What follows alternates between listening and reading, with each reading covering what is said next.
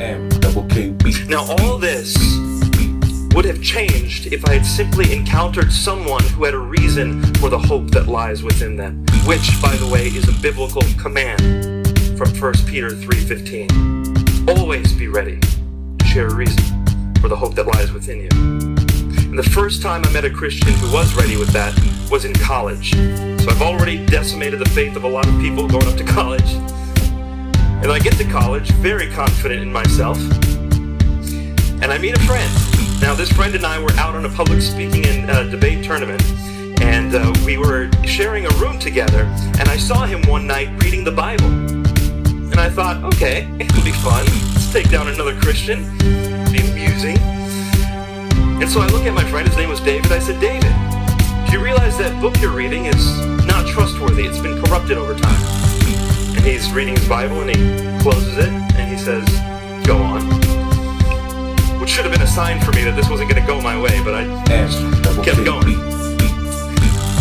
And I said, David, Jesus spoke Aramaic, did he not? And the earliest church was in Palestine, it was in Jerusalem, it was Israel, so they must have spoken Hebrew. But by the time the New Testament's written, it's written in Greek. So you have a translation of Jesus' words before it's ever written down. And then the New Testament that lasted the longest period of time in the church was not actually in Greek, it was in Latin. So you have another translation, then it's in Latin for 1,000 years before it comes into German, and from German it goes into English, and that's where we get the KJV. It's a translation of a translation of a translation of a translation of a translation, which is why you have the KJV, the NIV, the ESV, the NASV, the who knows what V. You got so many versions of the Bible, how can I know which one's actually the Word of God? Now that had worked on many Christians, and I was ready for him to crumple under the weight of my argumentation. But David looked at me and he said, Nabeel, let me ask you a question. Just a few minutes ago, I heard you speaking to your mom on the phone. Was that in English? I said, no. And he said, but when you told me what she said, you told me in English. Was that a corrupted translation? No.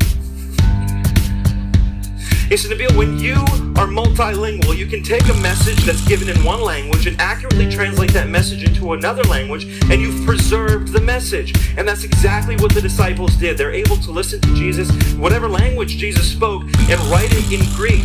And of that Greek New Testament manuscript, we have in our possession over 6,000 copies today. And he said, Nabeel, if we didn't have any one of those copies, we have in our possession over 10,000 Latin, Coptic, and Syriac translations of the early Greek New Testament manuscripts. And he said if we didn't have any of those translations, we have over 30,000 quotations of the New Testament from the early church fathers with which we can reconstruct virtually the entire New Testament many times over again. Nabeel, we know with certainty the message of the original New Testament.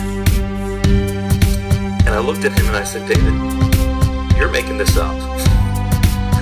I said, I've talked to dozens of Christians. No one had told me this before. He said, you think I'm making this up? I said, yeah, I think you're making this up. He said, well, you better bring it. I'm like, it's been brought. Let's go. And so from that point on, David and I start arguing about these things, but we do it in a pursuit of truth. In fact, we start arguing so much that we decide to start signing up for classes together so we can sit in the back and argue with each other the whole time. We go to each other's houses and study and just argue some more. And over the course of time, because we spent so much time together in pursuit of truth, we became best friends.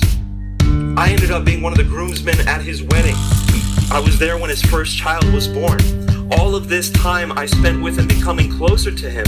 And in that, I knew that David would take a bullet for me.